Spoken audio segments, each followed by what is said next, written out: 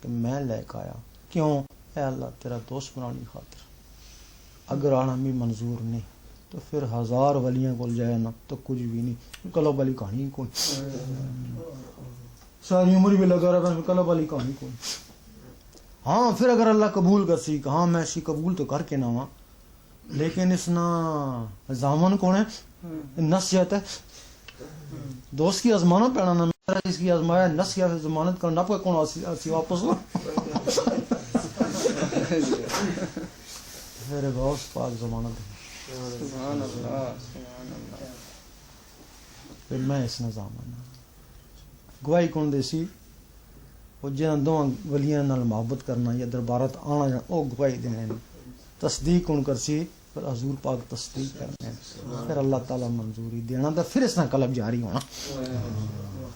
تو پھر اگر نس بھی گیا تو نک کا کہنا نہ سننا جنہوں تصدیق جنہوں ضمانتیں دیتی ہیں نا وہ تو پھر نہیں چھوڑنے جدھر نس کے جاسی موڑ کے پھر اتھی کھڑا سن اس کی تو اس تو بغیر یہ جڑا نا ایک قلب جاری نہیں ہونا.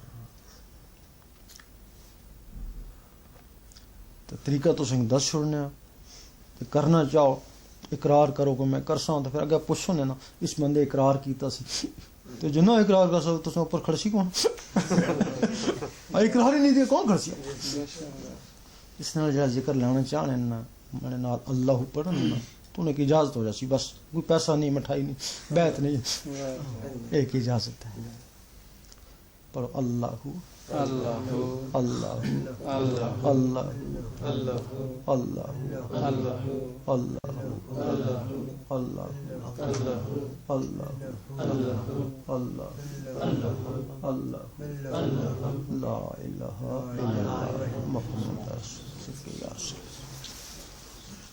ہوں کوئی گل پوچھنی ہے میں دسیا کوئی سمجھ نہ آئی ہوئے پہلے دل نہیں تسلی بھی کر کے کوئی گل پوچھنی ہے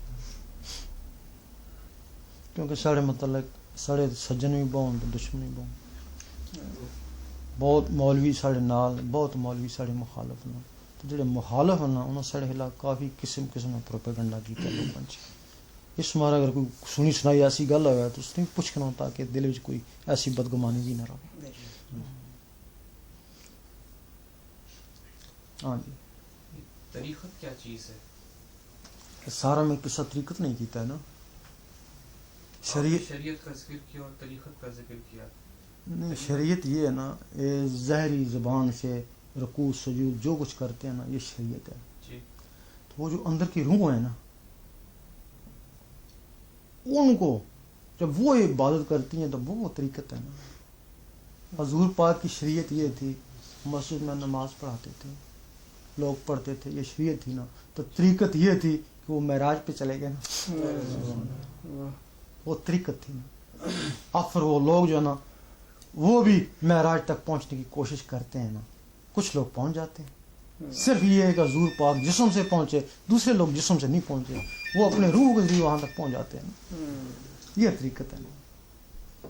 شریعت میں یہ ہے کہ تو مسجد میں جا کے نماز پڑھ جماعت سے تو طریقت میں یہ ہے کہ وہاں عرش مولا میں نماز پڑھ حضور پاک کے پیچھے جا کے یہ طریقت ہے.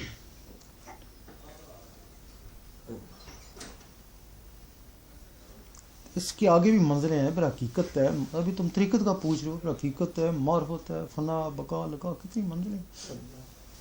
تو یہ کب پتہ چلتا ہے کہ آپ مطلب آگے بڑھ رہے ہیں منزلوں میں جیسے جب آپ اللہ اللہ کریں گے نا اب آپ مسجد میں جاتے ہیں آپ کو پتہ ہے میں جہاد پڑھتا ہوں جب آپ کا یہ دل اللہ اللہ میں لگ جائے گا آپ کو پتہ چلے گا نا میرا دل اللہ اللہ کرتا ہے میں ادھر گھومتا ہوں ادھر خیال رکھتا ہوں تو دل اللہ اللہ کرتا ہے پتہ چلے گا نا.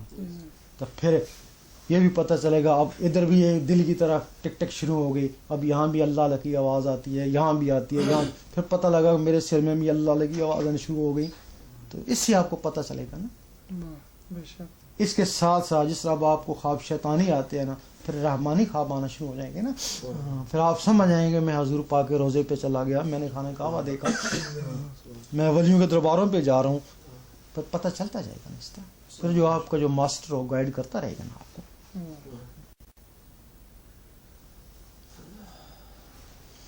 اچھا اس کا تھوڑا سا یہ ہے وہ تو آنکھوں میں چلا گیا اب رات کو سونے لگے اس انگلی کو قلم خیال کریں میں تصور سے اپنے دل پہ اللہ لکھ رہا ہوں.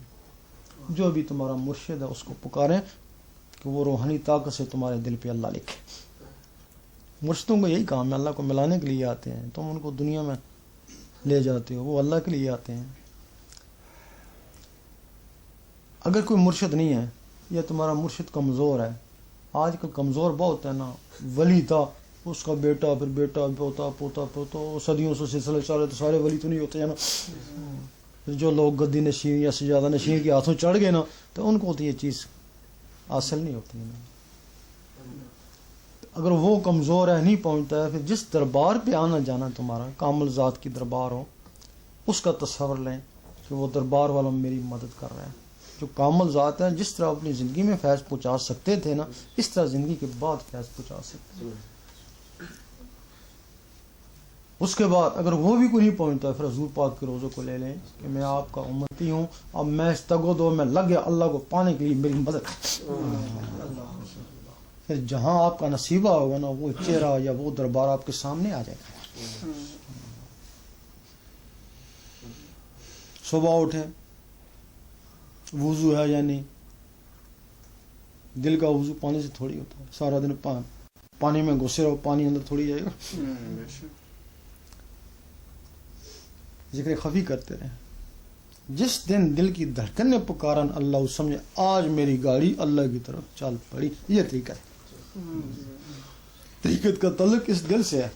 پھر اللہ اللہ کرتے کرتے اللہ تک پہنچ جاتا ہے. اس کو حقیقت بولتے ہیں. حقیقت کا تعلق ان نظروں سے ہے, اس کو جا کر دیکھ دیتا ہے.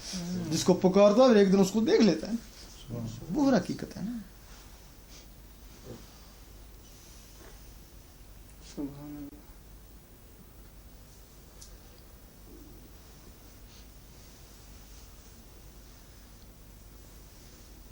اور تو یہ صوفیزم یہی ہے, یہی ہے صوفیزم یہی ہے.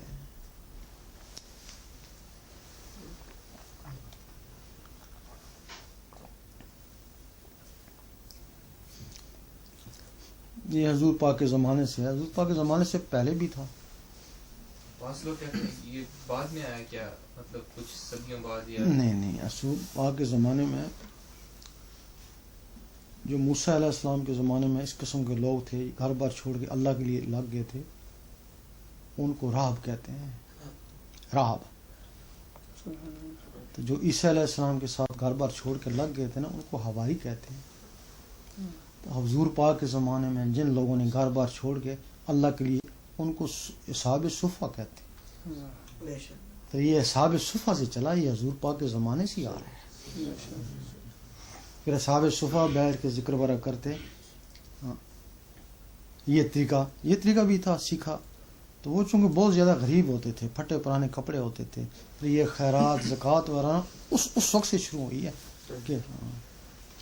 کہ ان کو مطلب خیرات دو, زکوٰۃ دو, ان کے اوپر حق ہے. اس وقت سے یہ شروع ہوا ہے زکوٰۃ خیرات کا سلسلہ.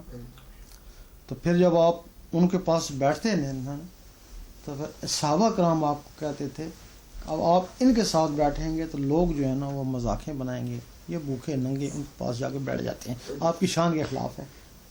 آپ نے تھوڑے دن اجتناب کیا تھا, تو پھر آیت اتری تھی کہ آپ ان کے پاس بھی بیٹھا کریں. پھر حضور پاک ان کے پاس بیٹھا کرتے تھے. یہ وہاں سے صوفیزم شروع ہوا ہے.